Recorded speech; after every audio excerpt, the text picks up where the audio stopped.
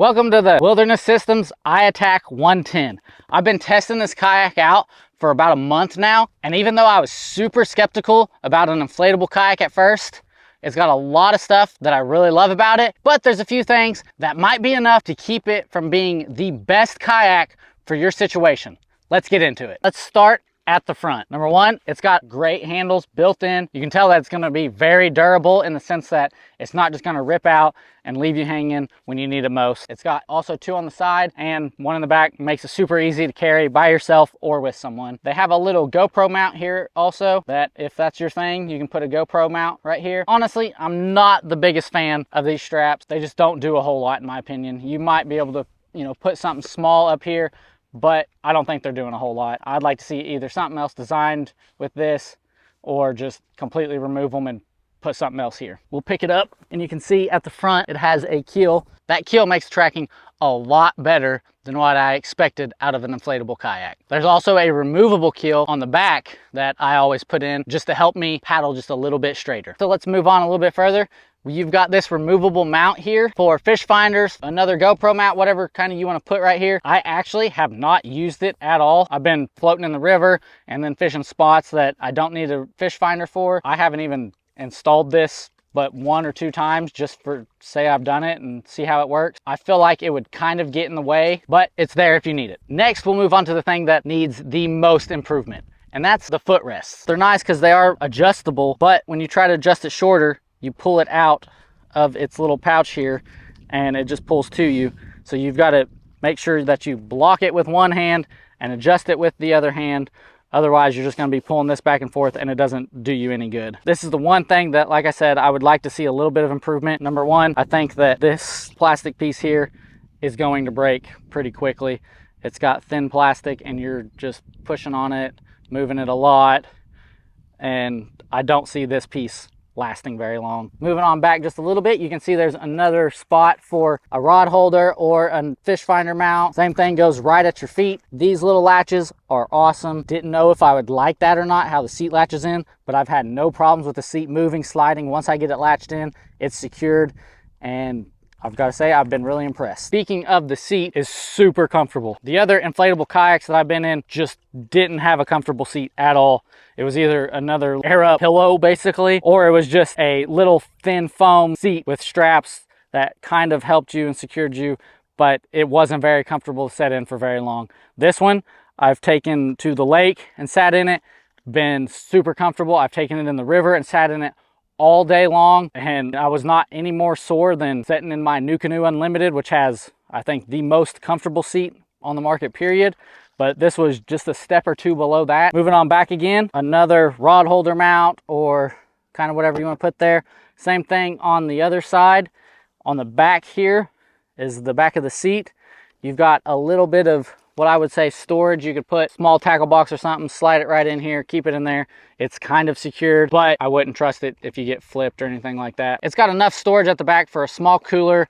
I put my iAtak Blackpack Pro back here. Now I have the bigger version, the 16x16, and it just barely fit with my rod holders, and I actually kind of had to shove it in there and make it fit. So it's not necessarily big enough for all kayak crate, but it's definitely big enough to get the job done for a fun little float during the day.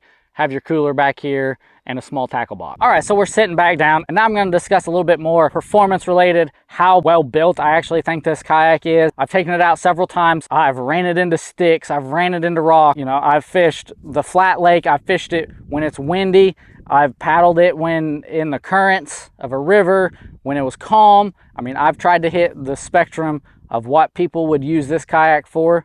And from my perspective and for what I would use it for, which would be like a river float and camping trips and that kind of thing, it's great if you don't have the space to pull a trailer with a hard-sided kayak. Here's everything that I really liked about it. It handles real well. I've never felt out of control in it, whether I was going down some rapids. Although in the wind, I mean, it blew me around, but I was still in control of the kayak, even when it was very, very windy. I do think it's well built. I think it's going to last a while if you take care of it, and that's a big if. We'll talk about that here in a little bit. But as I said, I've ran it into sticks. I've ran it across rocky bottoms. I've ran it into big sharp rock, and it's held up so far, and it seems really durable in my opinion. Another thing that I really love about it, it's super easy to haul around. Not pack up. We'll talk about that in a little bit too, but it's super easy to haul around because it is such a small package once you deflate it. So if you've got a car or a small SUV, you don't have to throw it on top of the roof. You can throw it in your back seat and go kayak. I briefly touched on the seat earlier. It's a super comfortable seat, the most comfortable seat I've ever been in an inflatable kayak. So far, I would take this seat over a lot of other kayak seats. Inflating and deflating is actually super easy.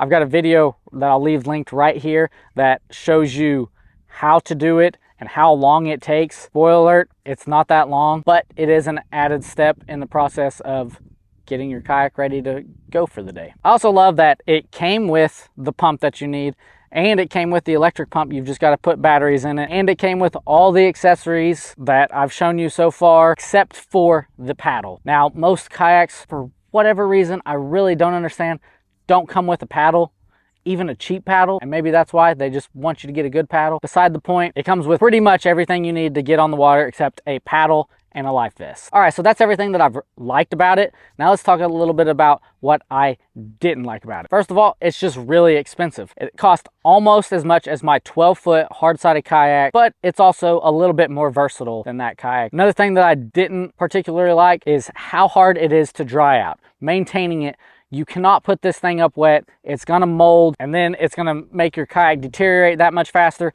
So you've got to make sure that you dry it thoroughly. And that's kind of a pain because I've deflated it and water gets in between the flooring and the side, and it makes it kind of hard to get all the water out of this kayak. Another reason that it's hard to get all the water out of this kayak is because there's no drain plug. Now, I get it. It's hard to have drain plugs in an inflatable kayak, and there is actually a drain hole in the middle of the kayak below the seat. So if you get a bunch of water in here, you can open that up and drain it out pretty quickly. It's not that there's absolutely no way to drain the water out once it's in here without dumping it out. It's just a little bit more of a hassle than I'm used to from a hard-sided kayak. I also briefly talked about the footrests. I think there's a lot of room for improvement on those. I'm kind of a short person, so maybe that's why it just bugged me so much, because I had to adjust them shorter and it wasn't as simple as I think it could be. And the last negative that we're going to talk about is getting it packaged back. If you're a camper like I am and you've tried to stuff sleeping bags back in their original packaging, it just never works. I don't know why companies think that we can send this little bitty bag and get it stuffed back in, and the average consumer is going to sit there and be like, oh yeah, I can do that, without specialty tools that the company uses to package it. It's tough. Now, I've got it back all in the bag and it fits, but it is a very snug fit, and you've got to make sure you've got all the air out of it, and you fold it a certain way, and you stuff it in a certain way. It's kind of like playing Tetris at that point. So getting it back in the bag is a little bit tedious. I'm not going to say impossible because I've done it. A bonus con, if you will, more of a warning, that if you plan to get this kayak, hike with it 10 miles upriver, and float back down, you're in for a long hike. Yes, it's lightweight. It's way lighter than most hard-sided kayaks, but it's still heavy. In that bag with everything that you need to inflate it and the seat and everything, you're looking at 50 plus pounds. You know, if you're hiking a mile with it, sure, okay, 50 plus pounds doesn't get too bad. Unless you're just in the military looking for punishment, I think this kayak is just a little bit too heavy for the adventure seeker looking to hike and float back down to their car or something like that. But they did send an amazing backpack and bag with it that makes carrying it way easier than a hard-sided kayak or many other inflatable kayaks.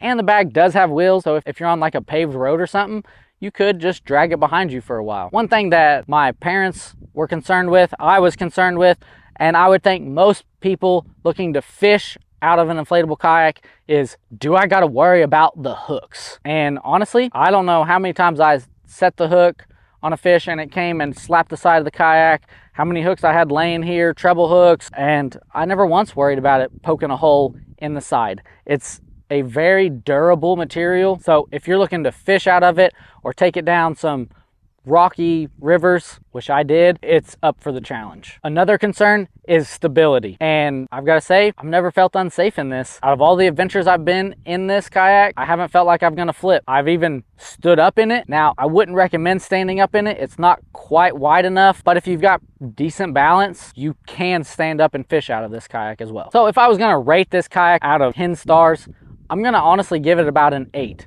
I think there's some room for improvement with a few things, and the price is a little bit steep for an inflatable kayak in my opinion, but overall, it's not something that I would tell most people not to buy. So who would I tell to buy? Number one, if you don't have a kayak trailer or a truck or an SUV to haul it around, you're looking to keep your car, throw it in the back seat and go on an adventure for a few hours, this kayak is a great investment because it's very packable. Or if you don't have any areas to store it, or you don't want to pay to store a big giant hard-sided kayak, I think this would be another great deal. I don't think this kayak is for the dedicated kayak angler or serious adventure. A whitewater kayaker, it's gonna hold way too much water and make your day very miserable, but it can handle rapid. It just doesn't shed the water like a whitewater kayak would need. If this kayak is something that you're interested in, I've got an affiliate link down in the description below that you can use to purchase this kayak at no extra cost to you, and I get a little bit of commission from that, which helps me keep creating these reviews. So if you're not sold on this inflatable kayak because it's just so expensive and you're looking for a lot cheaper option, I've got a video right here where I review a kayak that's over 3 times less expensive, and my buddy hauled it in his car. I can't wait to see you there.